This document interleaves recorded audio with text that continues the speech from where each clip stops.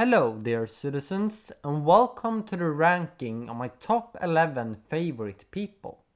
In this list, I will rank the top 11 individuals I admire the most, based on their content and persona. The list is entirely subjective, and is not at all equivalent with how positive of an impact I believe they have on the world. I've also decided not to include any YouTubers here, since I think that would make for a better list by its own.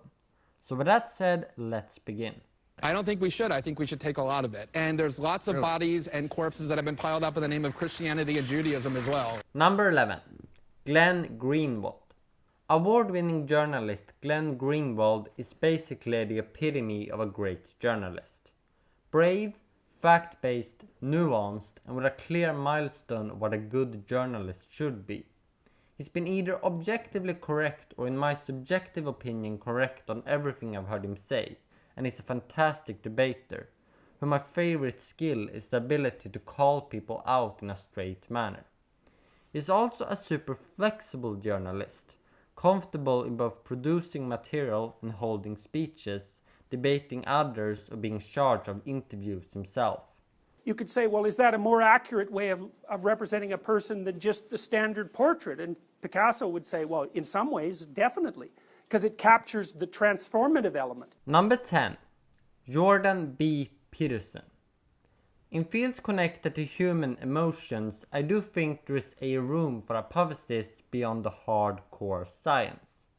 While I would appreciate psychologist Jordan Peterson to be a bit clearer in separating facts from his opinions, there is no denying he contributes with a wide variety of profound and thought-provoking ideas.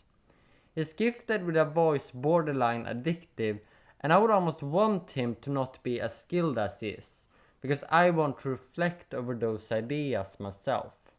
But on the flip side, then I wouldn't have liked listening to him as much. Other pros on Peterson's resume includes being perhaps the biggest challenger of the SJW left, with the minus of not really treating that group with nuance, and being a vocal voice for free speech, even though he is sometimes a bit hypocritical on that front. If you stopped Earth and you weren't seatbelt buckled to the Earth, you would fall over and roll 800 miles an hour due east. Number 9. Neil deGrasse Tyson. With the astrophysicist Neil deGrasse Tyson, you get no feeling talk. You get no personal opinions. With Neil deGrasse Tyson, what you get is hardcore natural science, delivered in a Morgan Freeman voice and from a person who is more than willing to educate you about it. In terms of how we improve society, I would say exactly that. Educating people. Making science understandable and interesting for ordinary men, women and children like me and like you. And the way Neil goes about it is quite interesting too.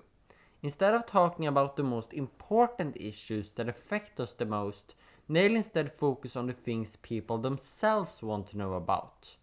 Informing folks who don't know, growing a seed to people which are uncertain, and making science as a whole more interesting. Men oftast alldeles utanför kontoret där de normalt sitter och jobbar så jagar någon chef utom på gatan då och säger ingen får komma in och fika förrän ni har tagit 100 sådana här blåsprov. Number 8. Leif GW Persson. This tide-run man you see right here is a Swedish legend. He is the author of some popular fictional books, but that is not the reason behind his legendary status. No, what this criminologist does best is just sitting on a chair and talk about crimes, mainly from the view of the good guys in blue uniform. Talk is, by the way, not really the right word here, because he rather ruminate or grunt than talk. Anti-charisma is more in line with what I want to describe, in the sense that he breaks more or less every charismatic rule which exists. So imagine now this completely uncharismatic dude, with his grunt of a voice, giving some of the most savage comments in Sweden's history to people who have handled a crime or many crimes poorly. And it's not easy to defend against these attacks either, because they're fact-based, they're honest, and his knowledge on the field are greater than whatever representative they decide to choose. Feathers first appeared to keep ancient reptiles warm. Now birds use them to fly. Is that unnatural? Number 7. Yuval Noah Harari. I got to this man for his book Sapiens, which is kind of unfair because a lot of people on this list have written books I haven't read. With that being said, I mean admiration for the reflections this historian and philosopher makes about our then, now and future. On one hand from Mother Nature itself, on the other from human beings. One of Harari's greatest ability, both as a speaker and as a writer, is to take stories and examples and then compares them to trends and phenomena in a different time. He hits at the very core of our existential questions and treats them in a manner you wouldn't even dare to do yourself. And he gets very interesting very fast. My name's Ed Snowden. I'm 29 years old. I work for Booz Allen Hamilton as an infrastructure analyst for NSA in Hawaii. Number 6. Edward Snowden.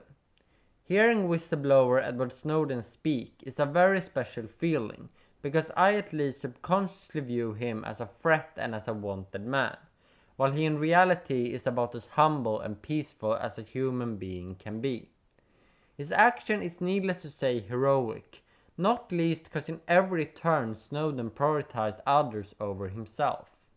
He revealed the documents because of how they affected others. He ran them as safe as he could by handing them to journalists for free, and he increased the risk of prison for life by giving out his name beforehand to make the focus stay on the content of the documents instead of him as a person. Altogether, he gets this almost beyond the world feeling, and sympathizes so much for him as the ultimate heroic underdog, especially when he himself wants you to just view him as an ordinary citizen. In the pilot phase of the ignorance project in Gapminder Foundation that we run. It was started, this project, last year by my boss and also my son, Ola Rosling. Number 5. Hans Rosling. Professor Hans Rosling was, since he sadly passed away in 2017, a man hated by few and beloved by many. His main mission was to spread a simple message about how the world in so many ways are getting better, and how people need to be informed about it. While this may sound like a one-off speech, Rosling's way of presenting it together with all the different data he gathered made no speech a waste of time. The recipes behind Rosling's unique charisma, and this of course only my thoughts, was that 1. He cared deeply about what he talked about, and 2. His fantastic sense for how to use practical and technical tools, some being created by his own team, some being planned beforehand, but Rosling was also a master of taking the things he had around him at the moment, including his own body, to get his point across. Once you go inland, the population in some cases is remarkably tiny. So you could easily power all of China with solar. Number 4. Elon Musk. Elon Musk is a cool guy. At age 24, he and his brother created a software company later sold for $300 million. At age just under 50, he is the CEO or leading figure of 3 large-scale corporations. SpaceX, who works together with NASA for space operations, Tesla, who is an electric car company, and Neuralink, who works on connecting the brain to AI in a controlled manner. But I'm not done yet at insane 3. Just reflect over that number, because these corporations also have sister companies worth mentioning. SpaceX owns the Boring Company, who builds high-speed tunnels for cars, and Hyperloop, who focus on futuristic railroads for trains. Tesla owns SolarCity, who is one of the biggest providers of solar cells in America, and Tesla themselves are also a major developer of batteries to store energy. What puts Elon beyond the edge is that he has a vision beyond money. Every one of his ideas may not come to fruition, and sometimes in his high ambition he may do more harm than good. For example, SolarCity was not created by Elon, but rather bought up by him, and it is highly questionable whether or not that have had a positive impact on the company. But even with some smaller missteps, it's still very uplifting to listen to someone who truly wants to make the future better, and who has real power to do so. The last thing I have to mention is his tendency to be early.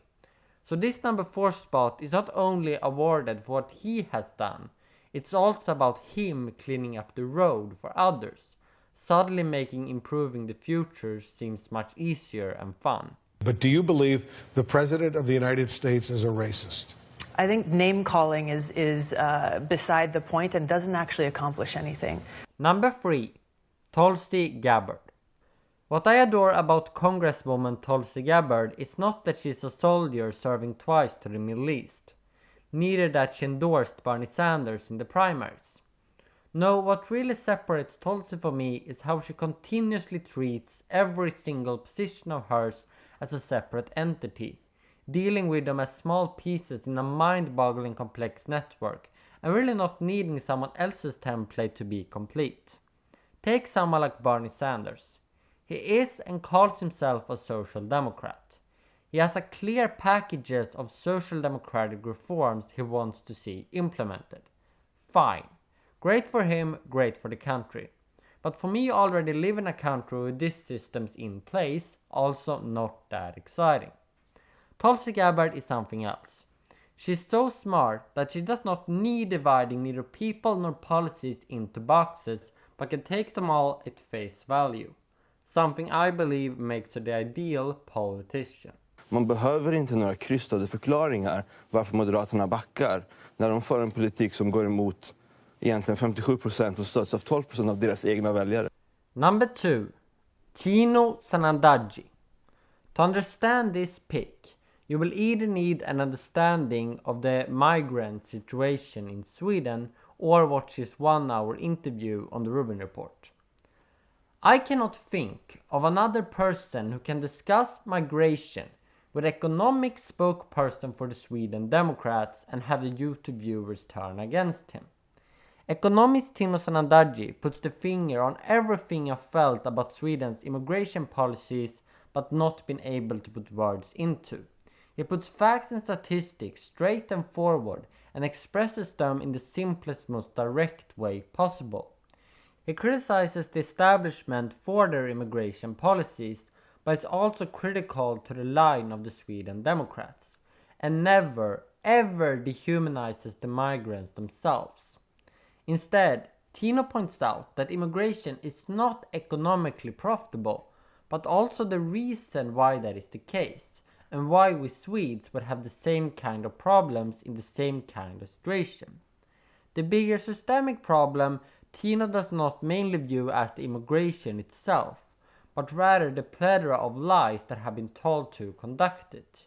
He even does think there's nothing wrong with humanitarian arguments and migrants for humanitarian reasons, as long as the public are aware of where these migrants came from, why are they fleeing, and what will they cost.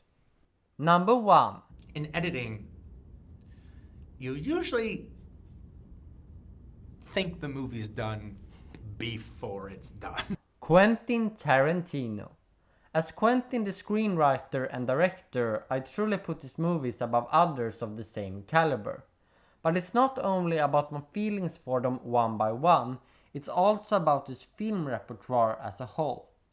Quentin has an ambition to have a filmography that is as perfect as possible from start to finish. I 100% agree with that mindset, and the thing about Quentin is that he has both a style which makes his movies more or less unique, and an ability to make every single one of his movies feel different, which means that his collection will be a piece of its own, while every single one of the smaller pieces building up the bigger piece will give you a different experience. Then on all of this filmography stuff we have his persona. First off, how he puts the qualities of his films over the money that he's making. This may sound simple, but many bright minds of the past have fallen into that trap before, especially in Hollywood. He is also both a film geek and brutally honest, which makes for some truly spectacular interviews, and he is the only one I've never had a break longer than a month listening to.